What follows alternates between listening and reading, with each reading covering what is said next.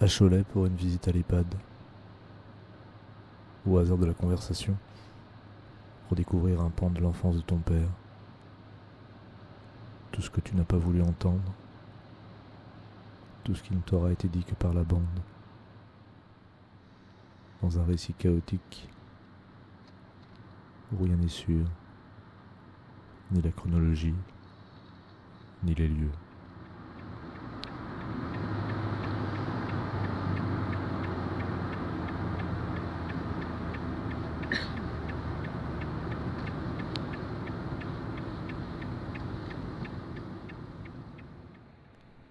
Où irais-je si je pouvais aller? Que serais-je si je pouvais être? Que dirais-je si j'avais une voix qui parle ainsi, se disant moi? Répondez simplement. Que quelqu'un réponde simplement. C'est le même inconnu que toujours, le seul pour qui j'existe, au creux de mon inexistence, de la sienne, de la nôtre. Voilà une simple réponse. Samuel Beckett, nouvelle et texte pour rien.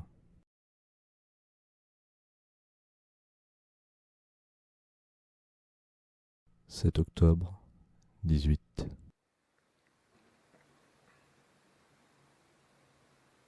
Je découvre une première mouture des nouveaux programmes du lycée. Il va falloir de nouveau faire face à des savoirs pétrifiés, oublier qu'on écrit aujourd'hui, barrer l'accès à la lecture, continuer dans la culture de l'anthologie plus que jamais.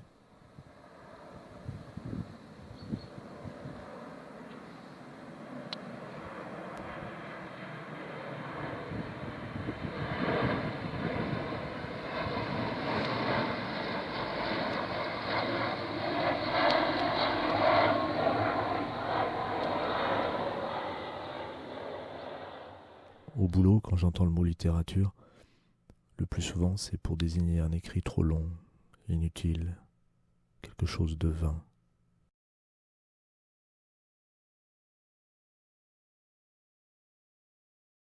9 octobre, 18.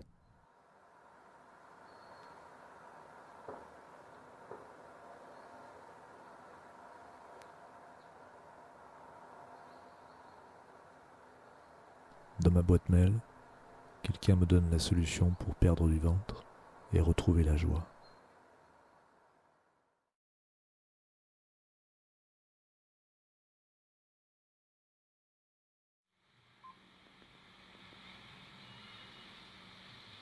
Écrire, c'est affronter à chaque mot ses manques, ses limites, et encaisser l'humiliation de ne pouvoir les dépasser.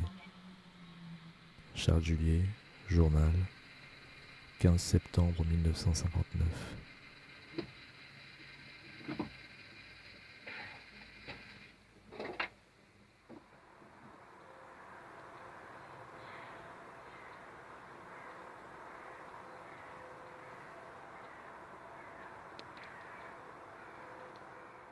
« 10 octobre, 18.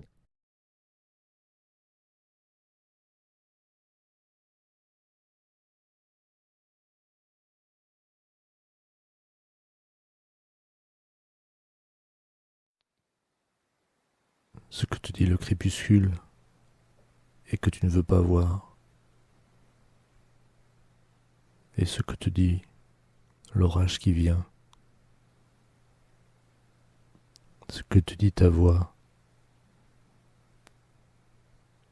ce que te dit le monde autour, le bruit du monde autour, et que tu ne sais pas toujours entendre.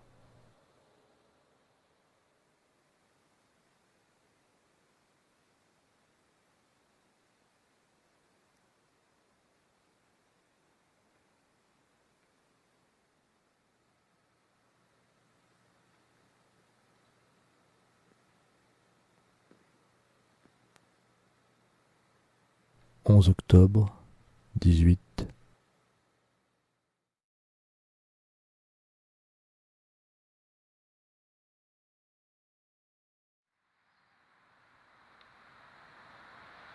À l'origine, il n'y a pas un je pense, il n'y a pas un je parle, il n'y a même pas un silence. Impuissance là, pure dépendance d'un corps minuscule flottant dans l'absence d'air.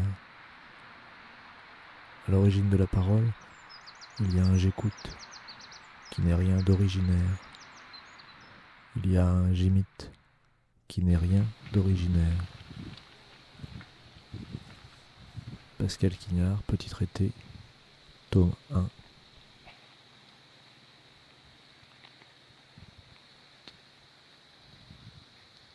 13 octobre 18.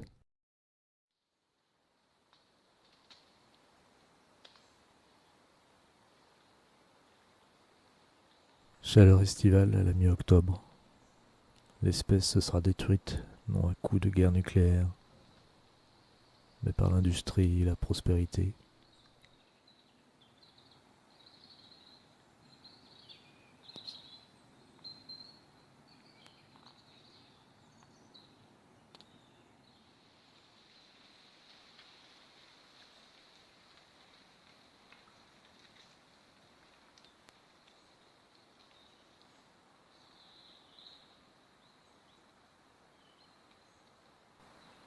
Entre les deux fenêtres se trouvait une bibliothèque, dont le rayon inférieur contenait une édition illustrée de Balzac et les œuvres complètes d'Alexandre Dumas, aux pages jaunies, ornées de gravures au burin, qui avaient appartenu au père de sa femme.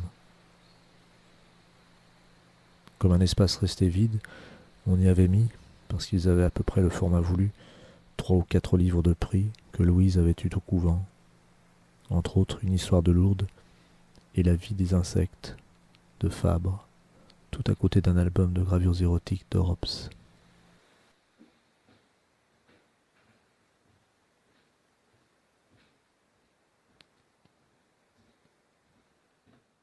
« 14 octobre 18.